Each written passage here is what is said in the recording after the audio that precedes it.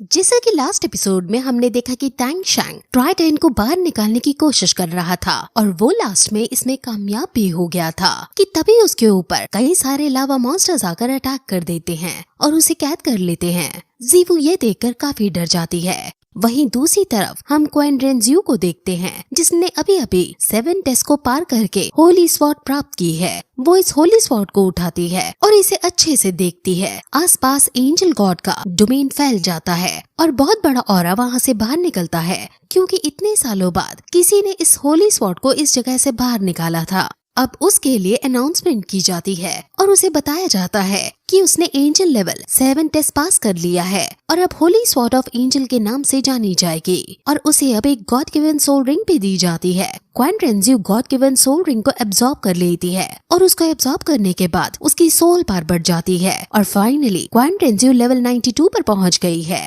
अब वहाँ उसके नाना क्वेन डॉलो आते हैं जो उसे उसके 7 टेस्ट को पास करने के लिए बधाई देते हैं। क्वेन रेंजियो लेवल 90 को क्रॉस कर चुकी है जिसका मतलब अब वो रियल ग्रैंड सोल मास्टर बन गई है।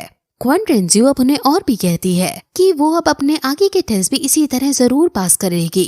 क्वेन डॉलो कहता है कि ये जगह तुम्हारी ट्रेनिंग के लिए परफेक्ट है और तुम्हें इसी जगह अपनी ट्रेनिंग अब कंटिन्यू करनी चाहिए। ऐसा कहकर वो वहाँ से उड़कर अब चले जाते हैं। अब क्वेन रेंजियो को अपने 8 टेस्ट के लिए आगे बढ़ना था लेकिन वो थोड़ा रेस के लिए वहीं बैठ जाती है। लेकिन तभी उसके पास एक आवाज आती है जो डार्क क्वेन रेंजियो की थी।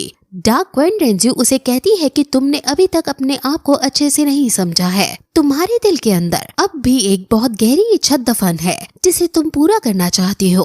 अब फिर उसे टैंग शैंग की झलक दिखने लगती है। क्वेन डॉलो उसको ऊपर से ऐसा एहसास करते हुए देख रहा था लेकिन वो उदास होकर अपना सर हिलाकर वहाँ से चला जाता है। अब ये उसके दिल के अंदर की कौन सी वाली इच्छा है ये हमें आगे पता चलेगा। वहीं हम टैंग शैंग को देखते हैं जिसको लावा मॉन्स्टर्स ने चारों तरफ से घेर लिया था लेकिन तभी उसके अंदर जीवू आ जाती है और जीवू उन सभी लावा मॉन्स्टर्स को दूर फेंक देती है।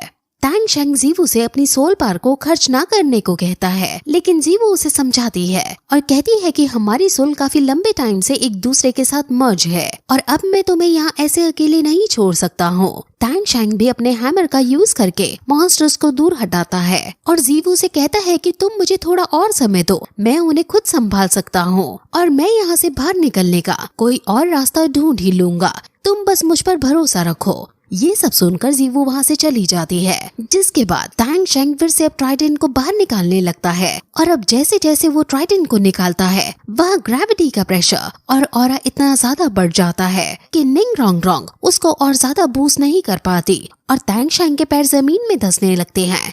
टैंग शैंग सोचता है कि पहले जितने भी उसने टेस्ट दिए हैं उनमें से कोई भी टेस्ट में वो फोर्स का यूज करके नहीं जीता था लेकिन ये 7 टेस्ट सिर्फ स्ट्रेंथ ही टेस्ट नहीं कर रहा है। अगर उसे सी गॉड के ट्राइडेंट को जीतना है तो ये एक चाबी है।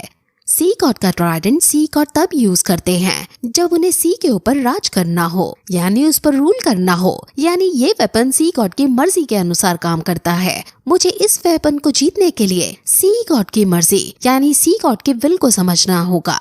अब वो सी गॉड के बारे में सोचने लगता है। सी गॉड की पावर कोल्ड और फॉर्मिडेबल है यानी सी गॉड की पावर बहुत ज्यादा खतरनाक और डिस्ट्रक्टिव है लेकिन जब ये पावर सी गॉड के हाथ में जाती है तो ये बहुत जेंटल और पावरफुल हो जाती है और फिर वहीं से सी गॉड की लाइट भी आती है। टैंग शैंग ये सब सोचता हुआ फिर से अब सी फोर्स पर डिपेंड ना होते हुए विल पावर के बारे में सोचता है और ट्राइडेंट को हिलाकर उठाने की कोशिश करता है। वो सी गॉड की लाइट का भी यूज करता है और धीरे धीरे ट्राइडेंट बाहर आने लगता है। बोस आइग्जी ये देखकर हैरान हो जाती है और वो कहती है कि तुम फाइनली सी गॉड के विल को अब समझ गए हो। अब फिर ट्राइडेंट के अंदर एक फॉर्मेशन क्रिएट होने लगता है और वो सी गॉड की लाइट से टकराकर एक एक्टिव रूप लेने लगती है जिसके बाद फिर ये एपिसोड यहीं खत्म हो जाता है।